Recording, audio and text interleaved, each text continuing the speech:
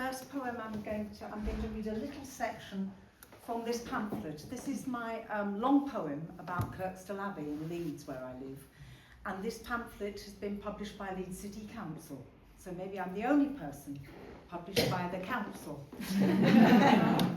And I walked from near where we live through the Goit side, which is the mill race. And then you go across the Abbey Park and into the Abbey and round the Abbey. And the last bit is the river. So I'm going to read you a bit from the beginning bit, when you're walking down by the mill race next to a little wooded area. And it's very relevant because it's about rain. Tittle-tattle of rain in trees, drips slipping between leaves, splashes like spraying spittle. Looking up, open-mouthed, I lick the libation. Whished, swish, the shower swells until I have to hide. Plants put out their bowls, water siling down streaks colours. Hood up, head down, I wait. Sun sharpens focus, everything is relieved, leaves find their liquid spirit. Petrichor rising from damp soil stirs hope for survival. Lush vegetation lays itself at my feet. Cracks in tree cover let in warmth. Smudges of sun illumine fine petals. I inhale slowly, my eyes soften, my mind drifts. I am cocooned. Emerald, jade, Lincoln, pea, fern, frog, moss, shamrock, bottle, lime, asparagus, myrtle, mint, midnight, olive, sea, teal. I also write poems in response to Barbara Hepworth's sculptures. I don't know why, but there's something about the sculptures and also the way she writes about them and speaks about them.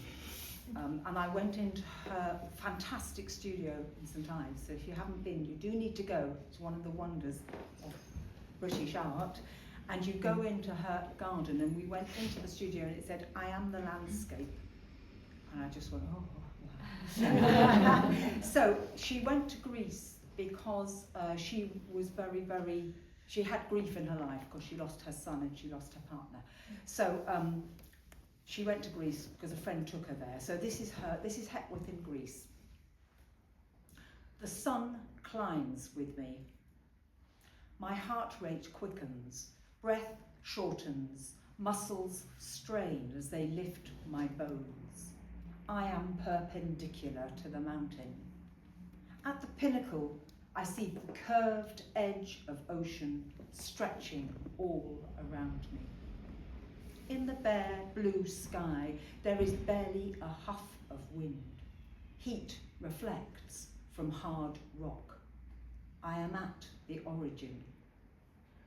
I descend the vertical, treading carefully on rough terrain. Higher and higher the horizon rises within me. As my feet touch red soil, shaded by an olive grove, molten lava spills from my fingers, mounting into edifices of stone. And the next one I'm reading is written about the solstice. And Tracy and Richard and I were at a wedding a couple of weeks ago where the bride picked this poem for me to read. And what's interesting is that I wrote it about the solstice, but she came from Angola to Portugal to Britain, and she reinterpreted the first lines to have her own meaning within it, which I thought was an amazing thing, when someone takes your poem and has their own meaning within it. The sun reaches round as far as it can, burning a hole in this northern hemisphere. The earth turns to face it, taking in as much light as it can, then glides on. It turns so slowly, night into day, spring into summer, I cannot grasp it, only feeling the passing of moments from the in and out of my breath. Clutching my loved ones, I hang from the pin at the clock's centre, wanting time to wind round me, not loosening flesh or letting my children leave. Meanwhile, I adore the daisy's eye opened by the morning light, the wild pink roses cascading down the riverbank, transforming into hips to feed the birds.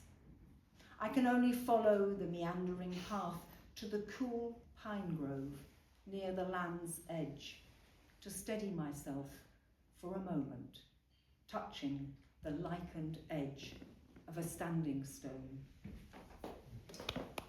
And then I have one more, and this is another of my midsummer poems. Litha is a pagan goddess of midsummer.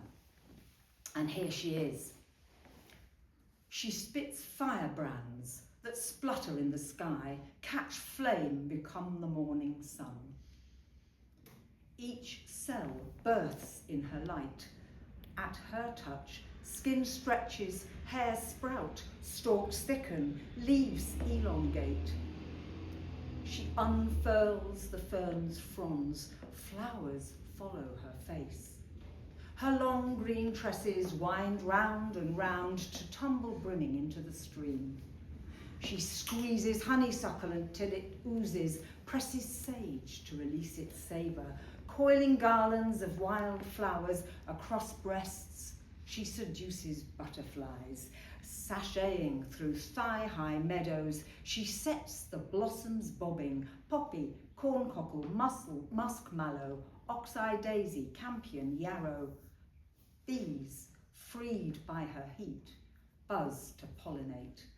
She stokes earth's oven, insects feeling the burn, race faster and faster. Searing across wasteland, she ignites gorse, shimmering as she soars, flashing, flaring, fizzing and sizzling, dazzling the molten sky. Thanks.